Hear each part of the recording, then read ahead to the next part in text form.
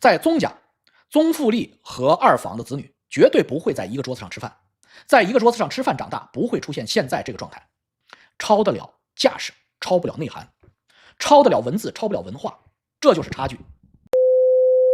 宗庆后抄袭的是谁的套路？我告诉你们，他抄袭的是李嘉诚的套路。他抄袭的跟李嘉诚的方案一模一样。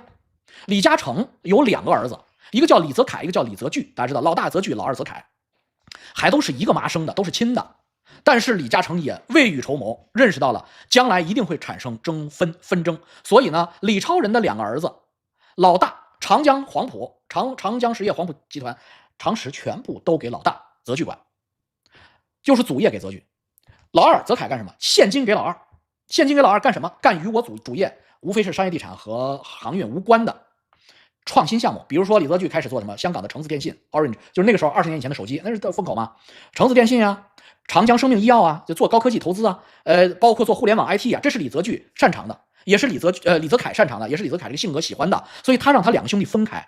老大就老实巴交的，咱们守祖业。老二等于什么呢？你出去征伐新领地，我给你兵，给你兵马，给你将帅，你不要回来跟老大打。这就是李超人当年的，既保证长子得常识实权，又保证次子得现金保障，不干扰哥哥的经营。这就是李嘉诚的逻辑。甚至李嘉诚布局之远，哥哥为了经营常识，把哥哥放在了美国最顶级的商学院，让哥哥学这个。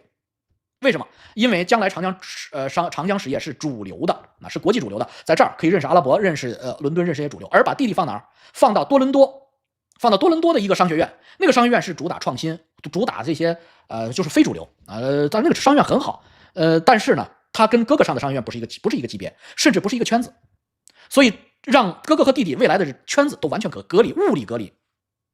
是西安大略吧，弟兄们，我忘了啊，那个李泽楷上的商学院啊，是我们家多伦多那边商学院。这是李嘉诚的战略，宗庆后完美的抄。有人说嘉诚活得久，不完全是嘉诚活得久，弟兄们。抄得了架势，抄不了内涵；抄得了文字，抄不了文化，这就是差距。宗家和李家真正的差距在哪？宗家和李家真正的差距在一个狂妄，一个虚伪，另外一个沉淀，另外一个时间更长。那么李嘉诚有一个细节，我相信在宗家是一定没有这个细节的，在我们家是有这个细节的。虽然我没有宗庆后有钱，但是我很注重这样的一些细节。什么细节呢？我可以跟大家分享。第一个细节就是幼子的亲情时间，这个细节是必须有的。吃饭的时间，就是我们家庭每天的晚餐，无论什么有多忙，一定要在一起吃，而且在晚餐必须在一个桌上吃，不能有任何一个家族成员在非正常作息状态拒绝来家里边饭桌上吃饭，这是绝对不可以的。而且不能有任何一个家族成员在饭桌吃饭的时候玩手机，这叫什么？这叫规矩。你看李嘉诚家，我看过很多次李嘉诚家的那个vlog 之类的。李嘉诚家吃饭，泽楷、泽钜、老头子、妈妈后来是二妈，都在一起吃饭，大家聊天，大家分享，非常重要，这个非常重要。所以你不要以为这些东西是可有可无的。在宗家，宗复立和二房的子女绝对不会在一个桌子上吃饭，在一个桌子上吃饭长大，不会出现现在这个状态这是很重要的。那么成年之后各自有了家庭怎么办成年了，大家都上大学了怎么办？我告诉你，成年的家族也要有家族的时间。如果我们的在一个时空，比如说都在香港或者都在温哥华，每个周末的一个晚餐，所有的家族成员，包括各方子女的配偶和子女，都必须聚在一起吃饭一次。这就叫礼仪，这就叫规矩。我们中国传统叫无规矩不成方圆。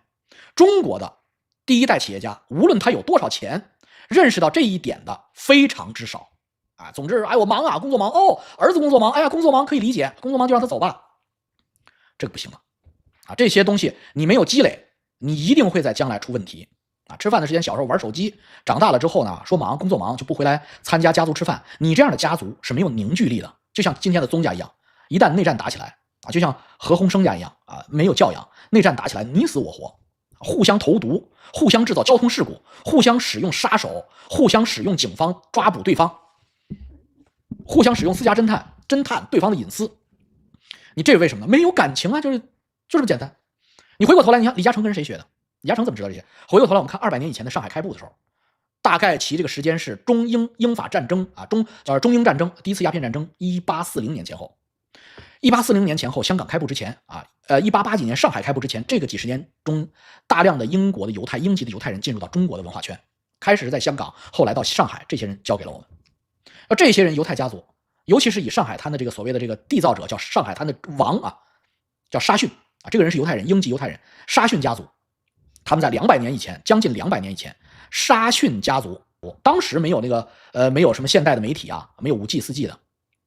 沙逊家族有这样一个传统，雷打不动的传统。他沙逊家族总部在孟买，在孟买的所有的家族成员都要在一个桌上吃饭。弟兄们，在一个桌上吃饭非常重要，不在因为他的子女长大了之后，分散在全球各地啊，有在伦敦的，有在孟买的，有在巴格达的，有在埃及的，有在新加坡的，有在东京的，有在上海的，啊，有在香港的。那怎么办呢？他说完了，他有多少孩子？他有8个儿子，8个儿子都很聪明，所以他建立起沙逊帝国，200年的沙逊帝国。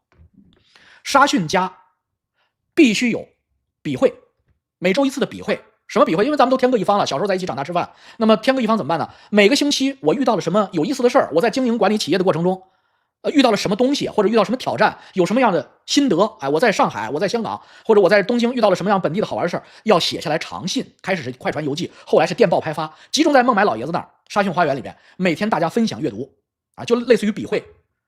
你就知道为什么沙逊家族是世界第一个电报投资者，就是马可尼那个电报啊，沙逊家族远远领先英国军队啊！沙逊家族先有这个技术，因为他们有这个家族传统，所以拍发长电报他们非常了解，以至于英国在打仗之前，最后那个大的战争之前，英国为了学习这个东西，还请沙逊家族传授技术。一战之前，英国的这个英军的这个无线电技术是沙逊家族去手把手教他们的。1910几年之前，沙逊家族开比会用这个，所以沙逊家族的比会时间，李嘉诚家族的周末晚餐时间，是我们这样的中国企业家的家族要学习的。第三就是你的老爷子在活着的时候要学会井水不犯河水的边界概念，跟孩子们很早就要建立起来，这块是你的，那块是他的，彼此之间不要产生模糊地带啊。我们很清楚的看见宗馥莉和二房3个子女，中间就出现了模糊地带，就这18个亿到底是谁的？公司的股权，公司的经营管理，到底谁管哪一块？看来宗庆后没有说明白啊，宗庆后显然没有说明白，也许宗庆后觉得自己死不了，还有10几年的阳寿，所以他没着急。总之没有留好这个后门。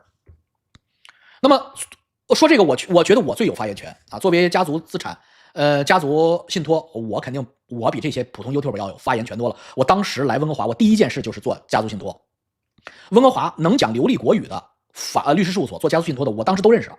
做完之后，我记得特别清楚，有一个老香港老先生后来跟我引为至交。老先生说：“王总，你是好人，我见了这么多中国大陆来的企业家，你的家庭是最简单的。我跟你讲，你这种家庭的话，你不太需要设立特别复杂的家族信托。”我说愿闻其详。谢谢点赞和订阅哦。